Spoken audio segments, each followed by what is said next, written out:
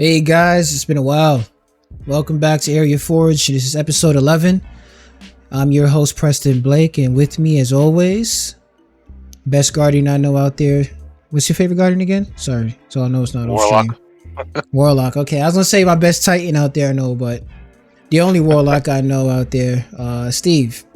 I gotta work on that for the next time, but you know, it was last minute. But yeah, thanks for joining us. How you doing, man? Yeah, doing good. Another weekend. You know, got to enjoy the weekends, right? Yeah, another weekend, another check, and this year is just gonna hopefully not go by. Well, who knows? Last year, the last 2 years actually felt pretty long to me, even though the months felt like it was going by faster. But it's weird. Weird time we're in. But what's even weirder is the gaming industry these days. A lot of things are going on, which we're going to talk about in a minute.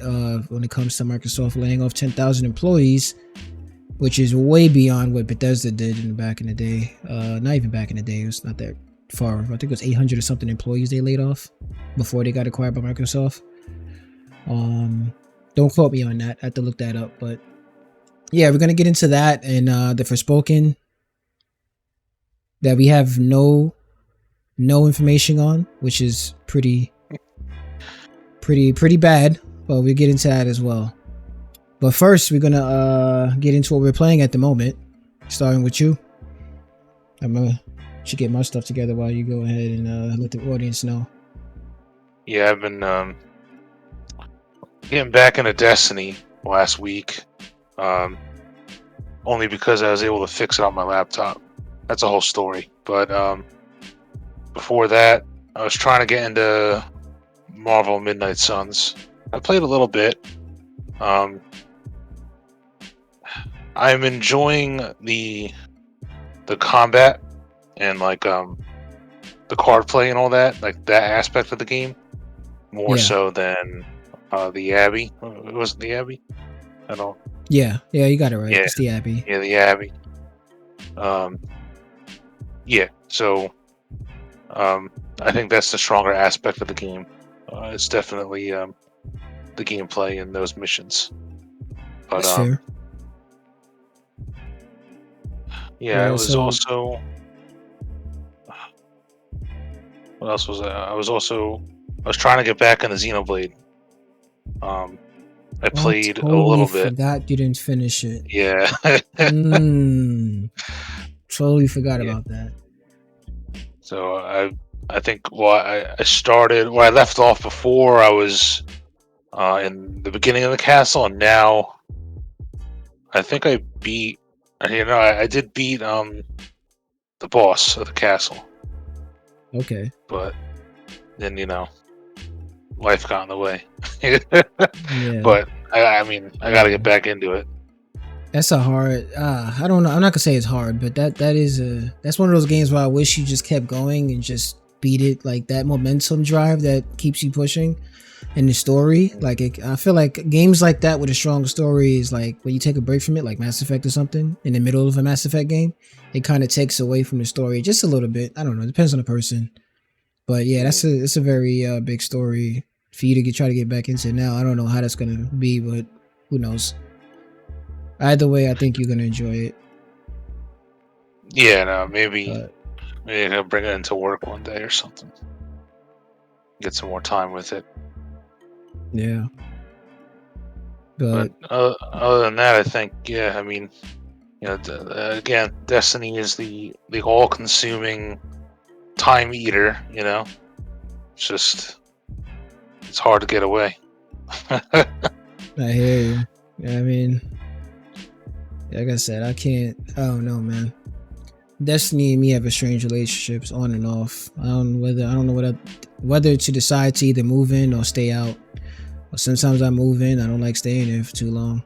I don't know.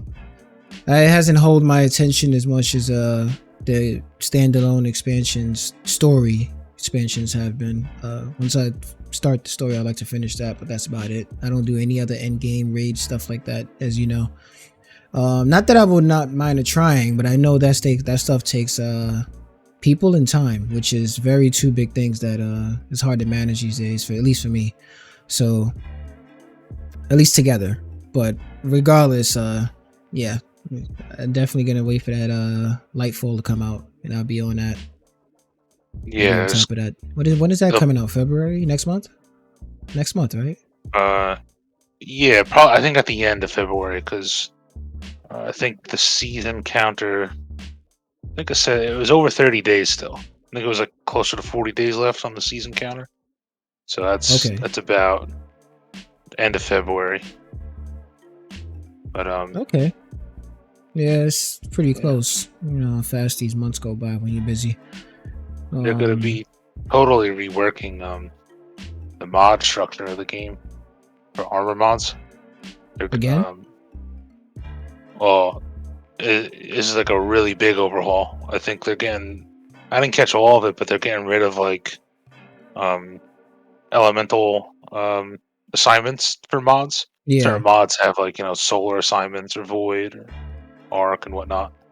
That's all going away. So everything's gonna just you're gonna be able to do like any type of combination, I guess, without being restricted to having to set up like this has to be a certain subtype of damage, elemental damage. So it's all Got just it. gonna be like uniform.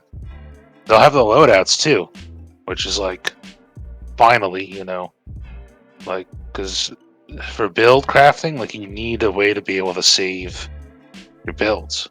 It gets very annoying to have to rely on third-party API stuff. Like Yeah. Cause I know what's the name started that pretty late, Warframe. The loadouts. And Warframe has a lot of things when it comes to builds into that game. Arguably more than most live service games. So I think that any live service game with loadouts help. Like to save yeah, certain builds. So yeah, that's pretty good to hear. I know the community at large like uses Destiny Item Manager usually, but I don't. The app on your phone too is also you're also able to use that to switch around your gear. Not as good as Dim, Yeah. but I don't even like to use Dim. I mean, I can and I have to sometimes, but if I'm like in the game, like the game needs to provide a way for that to be able to navigate and do things within the game. Like I shouldn't have to be relying on a third party software to like make the game in-game stuff easy. Yeah. It's Like like chat with it's like relying on Discord chat for a game that has no VoIP, which is weird. yeah. Today in it, at least today. But yeah, I understand that. It is ridiculous. So after 9 years, we're getting that change. Yeah, right. Damn, has it been? Yeah, actually, I was viewing the legacy on like the character screen when you first open up Destiny. You have like, your characters, and then right underneath there's like a legacy button, and they take you through everything you did in Destiny 1. So like I had, I think the Black Garden was like the end of like the original campaign, and it said like I think it was September 4th, like 2014. Damn, So time is racing. that's Man. Starting to that's feel 9 old years. again. I feel I have to. You know what is crazy? Because it's I have to. For some reason, when I don't want to, I have to. Somehow, the universe makes me feel old at least twice a day, every day. It's something that comes out on social media, whether I'm playing something and I just feel like I'm not as fast enough to react to it. It's just something that has to remind me how old we're getting. But yeah, that's insane, man. Like 9 years, damn, that's enough time to have somebody have a kid and have an old enough to at least get a. I don't know. Like seriously, game. That is insane, Yeah. man. That is insane. But boy, we got a lot. What have you been up to? What have you been playing? Me, I would say Need for Speed Unbound and Persona 5. So Persona 5, I think I told you off chat already. You know my story with that. But man, Freaking Need for Speed, man. I bought it when it came out, but I didn't give it a true chance until recently because I wanted to switch up on something else besides Persona, and I'm not gonna sit here and ponder on it too much because I'm kind of ashamed to admit NBA 2K23. But Need for Speed is definitely taking the cake right now with the whole the driver mechanics. I'm finally starting to nail down because I'm too old to adapt to modern racing games these days. But no, Need for Speed is definitely they have a nitro. Of course, all the Need for Speed mostly have nitrous, all the street racing ones. But in this one, when you drift and go on the opposite side of the track, anything that counts as a trick, like any Forza Horizon game would, there's an extra yellow bar over the blue bar nitrous. Instead of refilling your regular nitrous, it's a yellow bar.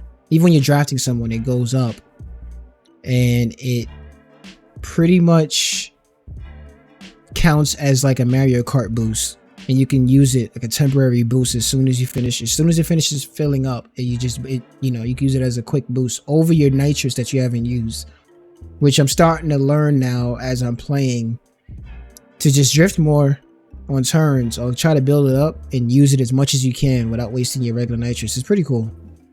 It's a very more arcade than sim. So even though it still counts as I wouldn't even call it simcade. I would say it's just straight arcade. But yeah, I'm really enjoying that part of the game a lot. Of course, the main mechanics, and the story's cheesy, but the game is enough to have me keep going. And I love the cars. I love the graphics, by the way.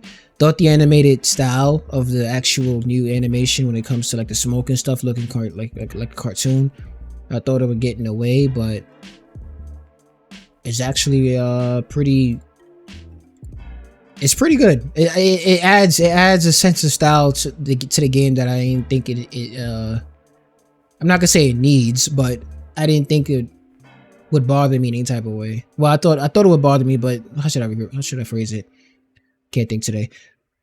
It adds a sense of style where I thought it wasn't needed, but it adds it in a subtle way where it's like, okay, this is actually it coincides with the theme of the game a lot, which is it's a colorful Need for Speed, of course. Not like Need for Speed 2018, whatever the first reboot was. That was very dark, which is nothing wrong with that too, but I'm rambling. Well, it must be a nice change of pace, considering you play a lot of Gran Turismo and Forza. So yeah, and that Forza. Speaking of Forza, that new Forza that's coming out, Motorsport, they haven't talked too much about yet, and that's another. They're going. Was it Motorsport 8 now? Because they did 7. I lost track. It came out with so many. It was. They did 7. This is 8. This is this should be because 6 was their decent one, 7 was the microtransaction one. This is 8 coming out. It's supposed to be this summer, but they haven't talked about it too much besides it having full ray tracing and still being able to run at 60 FPS on 4K. So it's I feel like that's sort of falling into the Call of Duty release cycles, like the Ubisoft yearly. It's like how, I mean, these games like between 6 and 7, like there can't be like such a huge amount of difference between these games.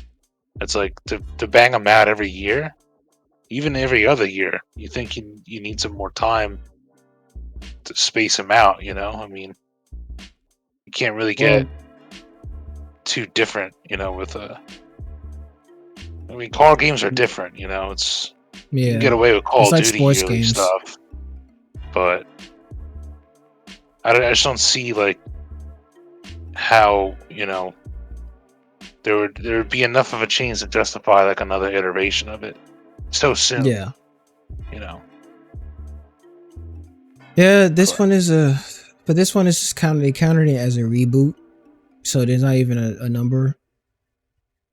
Oh, again, really? because Microsoft don't like numbers. We all know this by now. You got PlayStation 1 through 5, and you got Xbox 1, 0, 360, predicted 720, and went back to 1. So we know Microsoft don't like numbers, and that's what they're doing with their series with Forza. So they want to reboot it again, and it's going to be called Forza Motorsport, as of we know for now, unless they say otherwise after a little later. But yeah. Gran Turismo, I think, is I was gonna say Final Fantasy does well with numbers. Yeah. Oh yeah, Final Fantasy will have the numbers and stick with the same number and put a -2 next to it if they had to, which they did twice now. Final Fantasy 10 and 13. 13 had 3. Like, holy shit! You know what? They didn't even want to go all the way to 3. They just went to Lightning Returns. Like they put a subtitle next to it. So there that goes. But yeah, before I lose my train of thought, Gran Turismo so far is the best sim racer I've played so far. And I'm not a heavy sim racer guy. I appreciate the that part of the gaming the culture on PC, but I don't have like the sickest steering wheel setup and stuff. I still have my old steering wheel from the PS3 that works on some PC titles. But Gran Turismo so far on console, at least, is the sickest sim racer I've played in a very long time. And if Forza Motorsport comes out with some type of Forza is Forza. I'm a big Forza fan. I grew up on Forza, from Forza 1 all the way up to this 7 that's coming out. But something about Gran Turismo just makes it feels more, the color tone was always more realistic to me. It was always more of a sim racer to me than Forza was. Since, you know, Forza had the rewinds and stuff. Not that you needed to use that stuff, but you could take it away and make it more sim. But it was still not as sim as Gran Turismo. So we'll see what they have in store for this exclusive. I think, is it exclusive to the Xbox Series X? I have no idea. But I think so. PC? No, I know it's going to be on PC. I'm talking about consoles wise. I don't think they're making this for the last generation. Oh, I hope I don't know if it's a cross generation. I hope not too, but I don't know if it's a cross generation because it's too easy to get it. Guys, I'm sorry if you still on the Xbox One series, but it is too easy to get a Series S and cheaper to get a Series S if you want to stay on the next gen stuff. But yeah, it's yeah, I don't know. I hope not. But at the end of the day, I think it needs to bring a lot more to the table than what it's used to bring in order to beat Gran Turismo. And I'm not sitting here saying Gran Turismo had the best launch, because we all know that was bullshit with the microtransaction and stuff. But it gameplay wise, there was nothing touching it, and it's still nothing touching it sim wise to me on the consoles at least. So we'll see. Yeah. But yeah, before we get into, you know what, let's do that after the news. Let's start off with Forspoken. This is not much news because they're not coming out with any news for it. So this is why I'm bringing this up now, because we have the demo for the PS5, only for the PS5. Need I remind you, not for the PC. This is an exclusive console title to the PS5. And so meaning it's just next gen. It's made with the Luminous engine that they use for Final Fantasy 15. And I'm saying all this to say, what the hell, man? What the hell, Square Enix? I know you like the NFTs and you like to stay on this other bad trend that nobody cares about at this point. But what are you doing with your games, man? What are you doing? And this is one of those big titles that's been advertised for a while, and they just went completely silent right before release. The game comes out Tuesday. It is Saturday, the 20th or 21st. The 21st. Comes out on the 24th. I don't know what's the deal. All you gave us was a demo, and that was it. And the demo wouldn't even play that well, performance-wise. It has a lot of drops. It's janky. It's playable, but it's janky, especially on fidelity mode. Performance is 60 FPS, but there's reports that Digital Foundry, literally, if you watch a video, it drops as low as 720 on the PS5. That means the game is hard to run. It's an open world game. We all know this. Very, very high on visual effects because of all the magic attacks you get to do. So I get that part as well. but this is an exclusive on a PS5 coming from Square Enix. What? I don't know, man. It's just, this is all looking like a really bad launch for this game from the way how the timeline is setting itself up to be. Because if you look at this game for the first time ever on the trailer that came out, I don't know, I forgot how many years ago, but when you look at it for the first time, it's like, whoa, this game is gonna. I'm pretty sure a lot of people had the same feeling. This game was gonna be very hyping. It's gonna look really well done. It looks like a very different Isekai. Am I saying it right? Isekai. First time done in a video game to my. Well, no, I'm not. That's a lie. But first time this openly done in the game, the way they advertised it. A person coming from a modern world to a fantasy world, and you just start from there, and then a lot of stuff happens and whatever we don't know about. But without losing my point, when a lot of people seen it the first time, they were hyped about it. They went to see more about it. And when we seen more in the actual gameplay, a lot of people started getting skeptic after that. And that skepticism is now still lingering right before launch. And even after playing the demo, it still wasn't enough to turn enough people's heads to actually change the agenda on social media right now. What's the word about the game? If anything, it's getting worse now because they haven't even said too much, and they came out with a CGI launch trailer. Something don't sit right with me, man. I'm gonna wait. But what are your thoughts on it? I just went off on a tangent. I'll be waiting on it too. Single player games live or die on the technicalities and the optimizations of the game, right? I mean, you could make the argument that multiplayer games have a better chance of survival because people are willing to put up with multiplayer games because they're like a live service type of game. They're always kind of evolving, always getting updates. But I don't know what some of these companies or higher ups or decision makers, it's always going to be better to wait on single player games. Get it right. You just got to get it right. As far as performance and optimizations. When they first announced this game, I was pretty excited. I'm a big fan of fantasy stuff and magic, and to get a AAA blockbuster game where you're a mage or a sorceress, that's dope.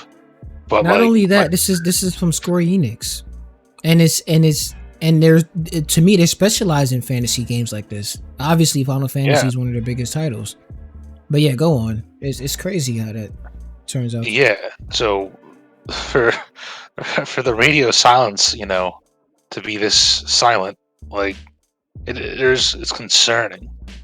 So my hype has decreased to next to nothing, which is sad because it's a type of game that hasn't really been filled in, as other games obviously have magic in the combat and whatnot, but this seemed to be something that this was going to be the big focus, the big this is what our game's about, casting magic, right? Yeah, it's on a higher scale for AAA space. I get it. Yeah, so I know I had mentioned this to you before, but years ago there's a game called Victorum that was out on Steam, and yeah, I remember. I think it's in the Unreal Engine, and it was sort of just you were a mage. It was almost like the same premise as Victorum, but it was not open world though, and it was cool because they really focused on magical attacks and augmenting your magic, so you could start to cast, and you can decide on the fly if I want this to be an area of effect, big explosion, I want it in little shotgun pellets, or I want it in a big bomb, I could shoot it far, shoot it close, Like, oh, I can Yeah. make like a, you have control of all these other aspects. So like, it was cool playing that game, and that's sort of I saw Forspoken as like an evolution to that almost. Like, all right, this is gonna take it to the next step, and it's gonna be awesome, and I can't wait to play. But I don't know, man. I mean, it's been, like I said, with the radio silence and how the people are talking about the demo. It's like I know I'm just gonna get mad if I turn on this game and it just runs hard and poor, and it just looks like garbage. Like, I can't deal with that. Best case scenario, I hope you're wrong, and I hope I'm wrong, and I hope. Best case scenario, everybody expectations mostly everybody expectations are lower to set up the game for a big surprise, and it just surprises us out the blue based on how well the performance is. Because I don't think there's anything wrong with the actual gameplay itself after playing it. It's literally the performance and somewhat cringy voice acting on certain characters, but that's neither here or there. The game looks like it's going to be there, and then the story, I guess, is going to take up the mantle and see if it's worthy of playing or not. But performance is first, man, and it's a big open world game, so you really can't screw that up but so much. And I hope that my doubts are wrong. I hope that we're all wrong about how it may turn out to be a bad optimized game. Most games are somewhat nearly poorly optimized these days anyways, but most are still somewhat playable, at least for the console releases. And this is an exclusive for PlayStation. I have to keep saying that because mainly a lot of exclusive PlayStation games, granted it's not a timed exclusive for PC like the Uncharted and God of Wars out there, but it's still an exclusive game from Sony. From Square Enix, yes, a big third-party publisher, but it's still on the Sony platform. I hope it lives up to its prestige console catalog that it's coming out with. I just hope so. Yeah, I mean, Sony's known for the single-player stuff. To get it wrong is just unacceptable. Yeah. But especially if they want to keep charging us $70 for this stuff, Yeah. That's a big thing. Sony was the first one to take it there, and now Microsoft is slowly following behind them. But Microsoft is following behind them with a really, really big backup, which is Game Pass. Yeah, it may not have as much as prestige exclusives, but we have tons of catalog in the Game Pass catalog in the category. So for a good price, damn near still. I don't want to say still twice, but it remains to be a still till this day with the current price. So with that $70 price, even on PC, which we all know we can get it for cheaper than that. Even now, it's on sale for $45 on other third-party sites. But that $70 price is steep for an open world game in this time in this day and age to be coming out with a poor that's almost unplayable based on what you run it on. But it's crazy, and we didn't even get into the PC recommendations, man. Oh yeah. I'd like to which bring is up insane. before I forget too. You could take the example of Callisto Protocol. They came out with the day one patch, but there wasn't really too much communication, right? And yeah. and And they proved everybody right.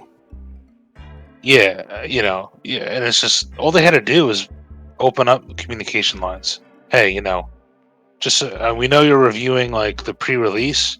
We have a day one patch. I didn't even say anything, and like I think more than half of all the flack they got was because they just didn't communicate that to the reviewers.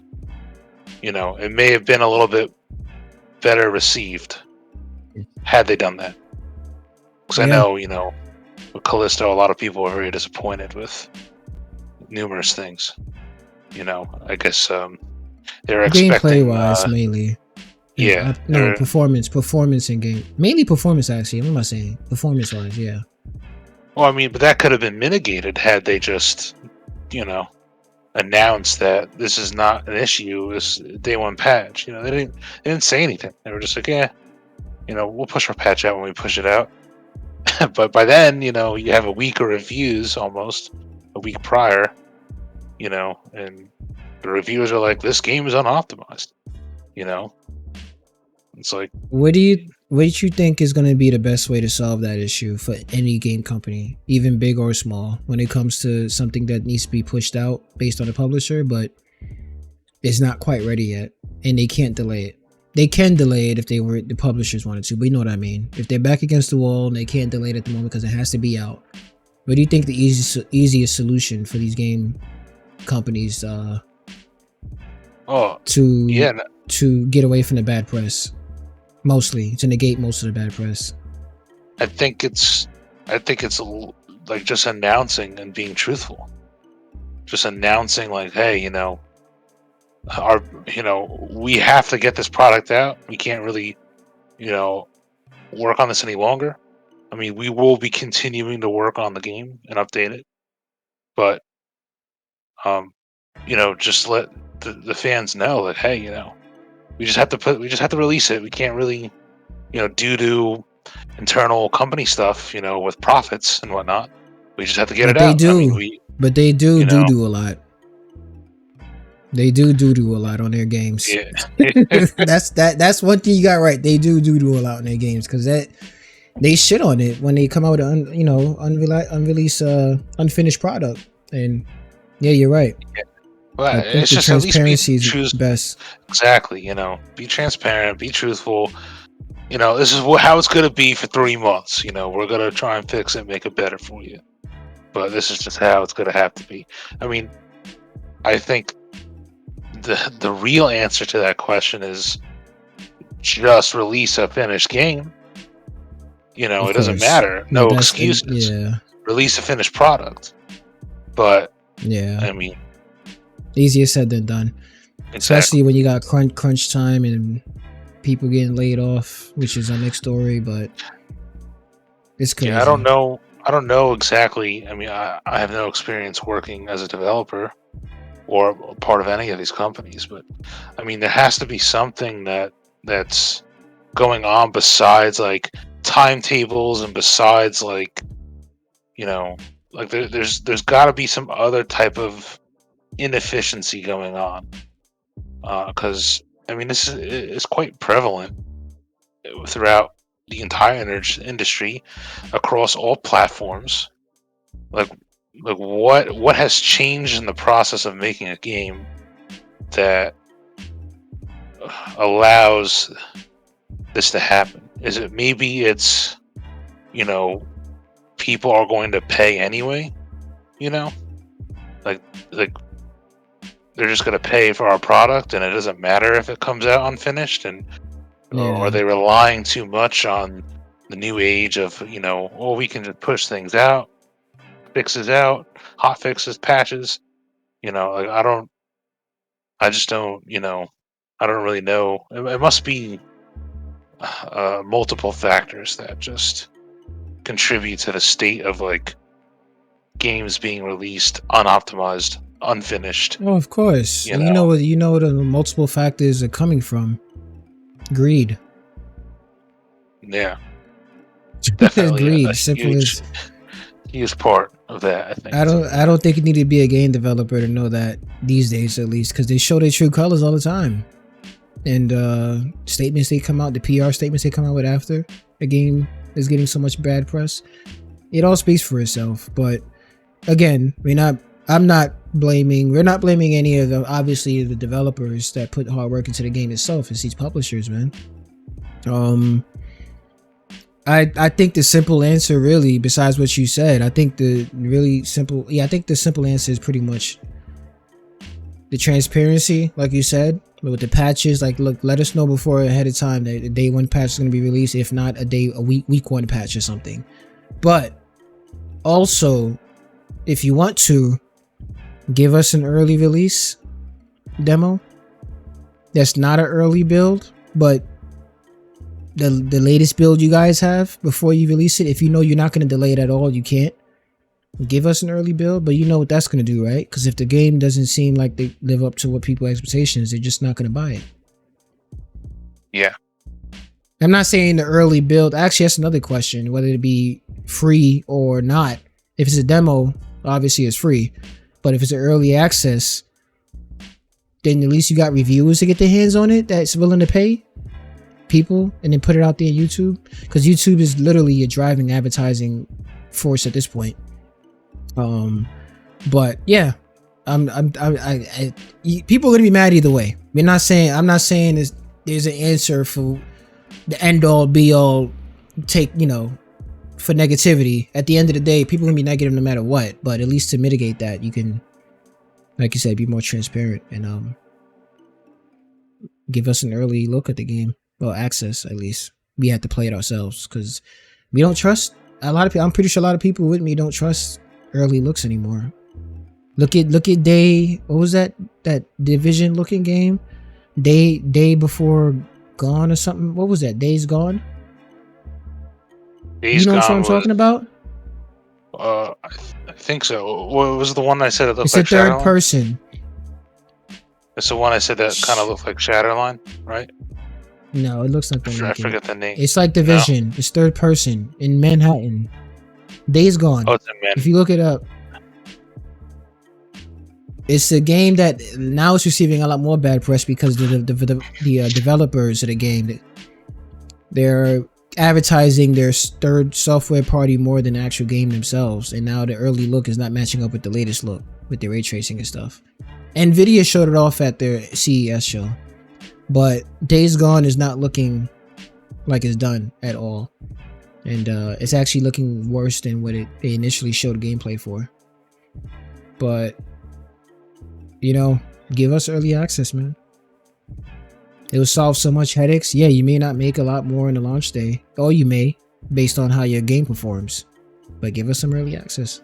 I feel like that opens the door to like Star Citizen problems.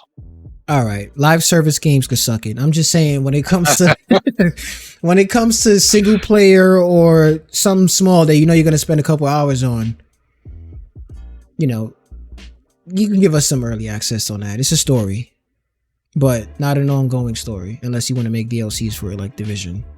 But yeah, I'm not telling you to give us alpha for 10 years. That's all. I'm not saying that. Let's just get that out the way. But give us a don't even give us beta. Give us an actual near finished product from your release at least. Even if it doesn't feel finished, give us a month or two in advance. That's all. You can charge the premium early access price if you want, if that's gonna help you do that, but based on who pays for it, and that reviewers, if you're not giving up review codes the day before, like Forspoken, something is wrong. And reviews can get you out there, whether your game is good or bad. That's on you guys. You gotta live or die in that hill based on how you make a game. But at least if it's early access, it's not done. You got that behind you. You got that early access tag behind you. But yeah, I think that will work. I don't know. I'm not a manager at any game company, but just going off of experience and the average consumer, who knows? But we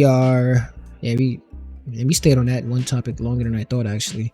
So I'm gonna press past the recommended gameplay specs that I had pulled up here. For Forspoken, we're gonna jump to Microsoft. Microsoft laying off 10,000 employees. That's got to be tough on the employees that got laid off. And I hope things go the best way they can for them, because that's not something obviously nobody wants to be revisiting anytime soon, is getting laid off. But what are you doing? You got people that got laid off coming out on Twitter complaining about leadership at Microsoft, and this kind of sounds like the same thing that actual consumers were complaining about Microsoft 2 years ago, a year and a half ago, when they made announcements to all these new studios, but never showed any new game coming out with these studios. So you got to look at it. What's going on with management over there, man? Like, I love is a strong word. I like Phil Spencer, but because I like how transparent he is with what he's doing and the decisions he's made so far over there in public. But not saying everything is on him either, because he's only one person that has to work with plenty of teams. But what's going on, man? Like, 10,000 people, and is a lot of those people affected from Bethesda reportedly, and mainly 343 Studios. Halo was already in the trouble. Like, what's going on? Like, that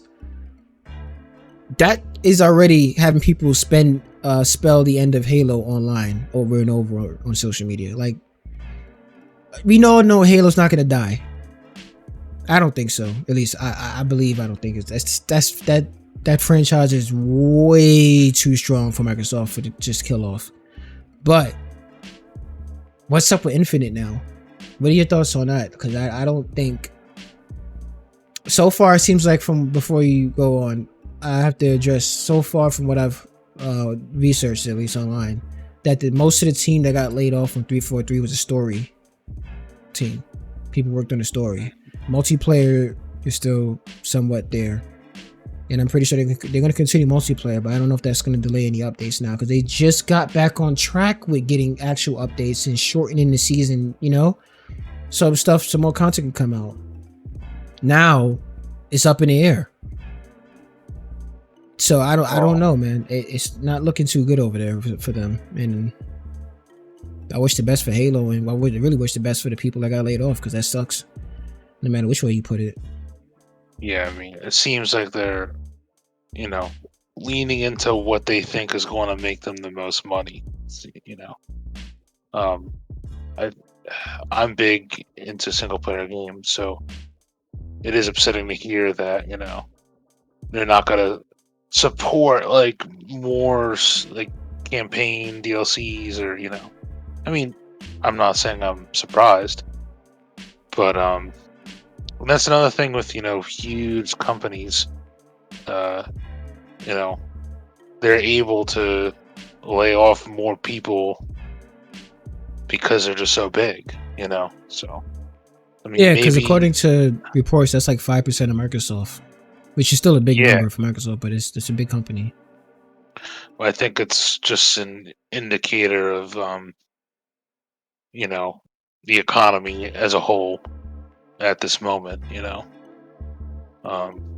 Yeah, many companies are starting to lay people off.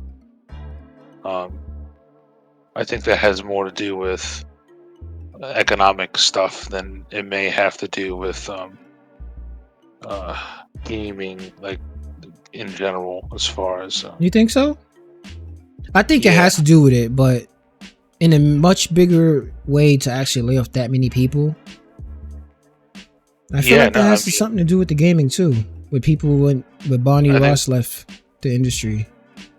Well, they're starting to trim fat.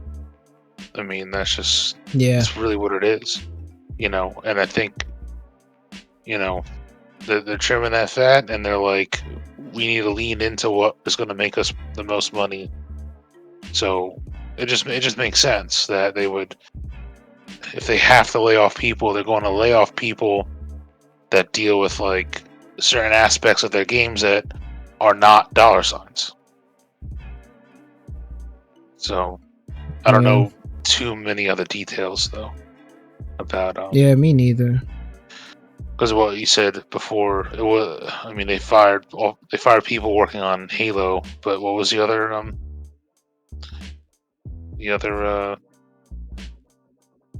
portion of people working on? Bethesda. Oh yeah.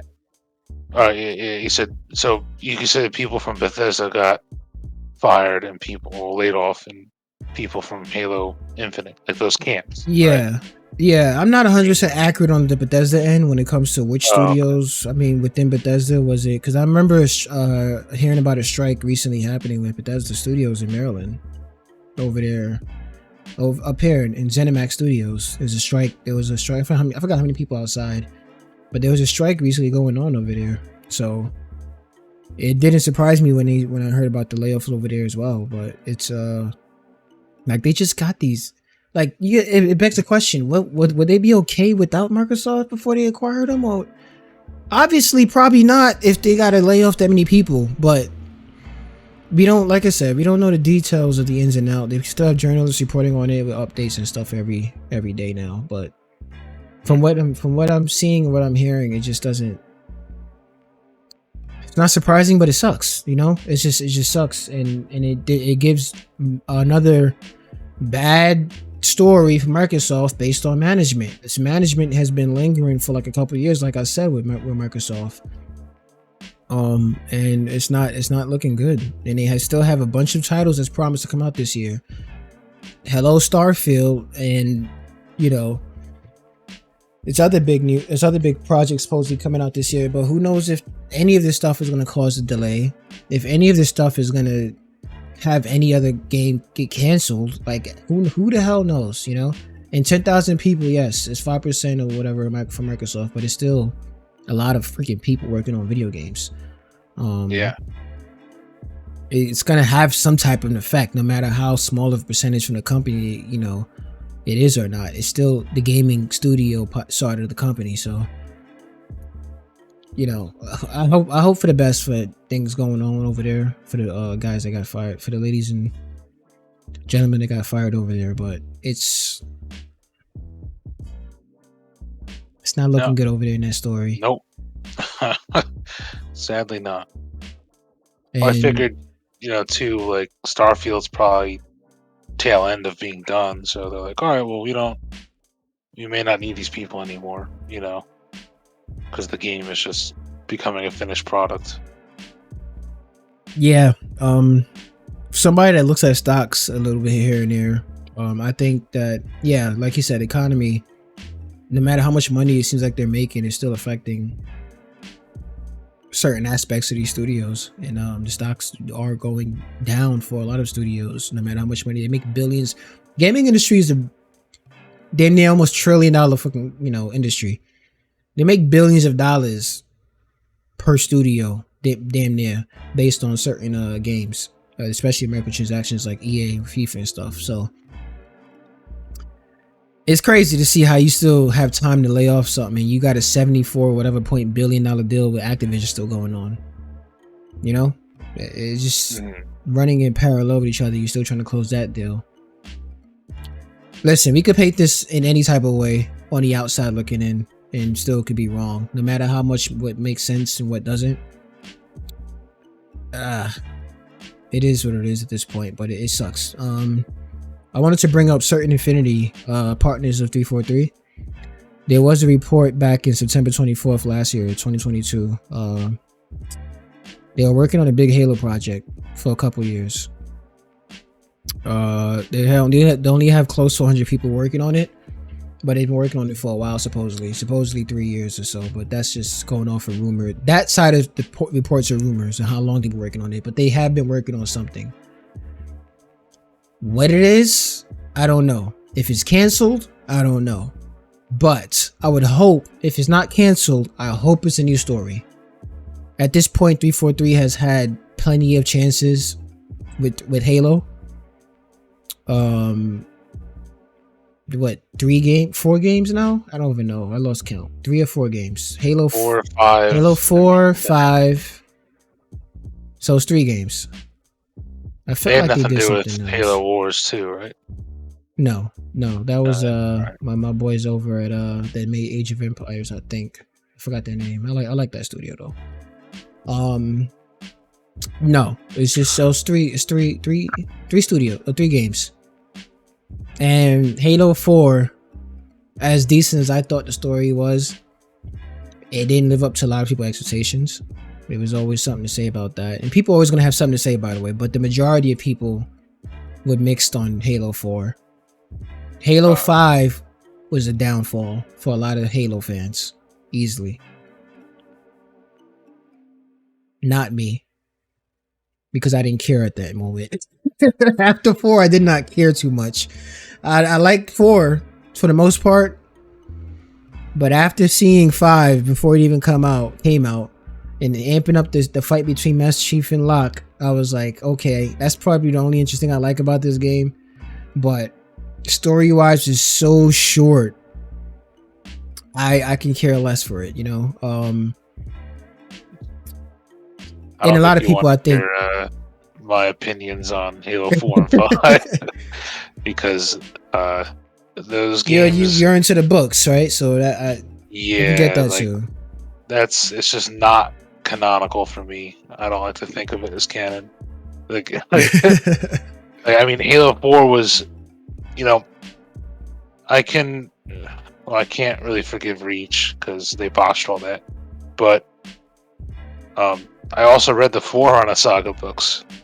So for everything that happened in Halo 4 was just so, like, ridiculous. Like, it was just like you can't bring in the Forerunner and the Didact, and it's like these aliens are so technologically advanced. Like, humanity at the point in time right now, there's no chance. They had no chance of stopping. It was just like it's ridiculous to even assume that the Chief could stop the Didact. You know, it was just the whole story was just bad, really bad. It just wasn't good. And in Halo 5, I got mad because I mean, Fred, Linda, and Kelly, they used like the Spartans in that game from Halo Reach, the book. Yeah, and it's like, I remember. How can you do that? You know, and then not bring it up in Halo Reach, because that was just a completely different game. And it was just the inconsistencies, and they're just consistent. The only thing consistent about Halo since Halo 3 ended was that it's just been bad story-wise. Yeah. So it's a real shame. I think it's sort of kept me away from Halo as a whole, as far as the games. I mean, Infinite was good, but the story was kind of like, what's going on here? Because you just get thrown into, like, you know, well, because Halo 5 ended with Cortana and all those Guardians Forerunner technology, and it was like, you know, the galaxy's about to end, to never mind. Like, it's like, all right, you know, like, I'm glad I didn't get that explanation at the start of Infinite. Well, I mean, it was pretty, you know, nice to look at, but story-wise, it's just, you know, it's a real shame. I think Infinite was literally the beginning of their redemption arc. Story, not multiplayer. Story. Multiplayer, they had the gameplay to back it up, but the gameplay had no content. So story-wise, mainly looking at the story, just playing it, minus the subtracted split screen that they promised on stage, live. Story-wise, they had I think they had a redemption arc there, and because I think that was the first story people from all across the fan base actually liked, started to like from 343, and they had something there, and it was just bombarded with the multiplayer controversy, sadly, and you had to get that stuff fixed and content out before you, I guess, whether they had this team split up to work on the story content or not. It didn't work out at the end, and it sucks because I feel like they continue that same open world story, you know, aspect of the mechanics and stuff, and just the type of game it was and what it turned into. I think it was a nice reboot. Gameplay wise, of course, is a reboot, but I think it was a pretty nice reboot. And now we're probably not going to see the continuation from the minds over there at 343 of the head writers and people that left. So it's I don't know, man. But I'll say layoff. I'm okay with change in writership. I think they need it though. I think they need it. Yeah. I mean, Infinite as a game was great, and the gameplay going back to kind of like the basics and kind of like improving upon those aspects. I think that's where the redemption lies for me. As far as story, like get rid of the writers, get some new people, get some new talent, get some new ideas, because just give it to another studio. Yeah, give it to another studio at this point. You're beating a dead horse with the narrative in Halo at this point, I think. Yeah, so I mean, it's probably way past its prime at this point, anyway. So yeah, it's sort of like that issue with power scaling, where it's sort of like Halo 4 took it so far. It's like you went from like, fighting like advanced aliens to fighting gods, like literal deities. Yeah, Dragon Ball Z, Dragon Ball Super. Yeah, and now you're trying to go back down to like it doesn't work. Like you've already hit the highest peak. It's like you can't. I think that was like a grave error, like bringing in the Forerunner into the actual game. I don't know. I'm also being difficult, biased. I think, too. Yeah, biased, difficult. No, it's cool. A lot of people that don't read the books like me, I'm pretty sure, were still somewhat more into it. But at the end of the day, they didn't cater to everybody, and I think Infinite was the closest thing they got to catering to everybody, because it wasn't based off of any books, to my knowledge, right?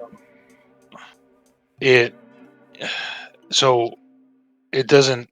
It picks up like after stuff that was written. Apparently, I haven't read any of those books, but apparently, like there's a whole book that explains like what happened with the Guardians of Cortana, and why did she stop attacking? But this is after 5, Yeah. No, I'm talking about the books released after 5, yeah. Yeah, so this is not anything to do with any legacy books that was already before. No. All the fans. Okay, so yeah, that's still a different realm, though, to me. At least from what I'm speaking off of is original people that originally followed the books and probably just stayed with those books. I think that Infinite was catering towards a newer audience and the old audience. In my opinion. But I mean, I guarantee they came out with a book after, but I'm just speaking for people that read the original books and kind of gave up on the series like you did a long time ago when it comes to the story. Yeah. I think Infinite was more of a better introduction than they ever did so far. But that's neither here or there, because that franchise is out, and just like our time. But when we touched up on a couple of things, mainly that Forspoken, I think, was a pretty good topic to speak on. But I think we came out with more news about Forspoken than the people at Forspoken did. So yeah, well, these opinions, but you know what I mean. Yeah, man. Tuesday, you'll see.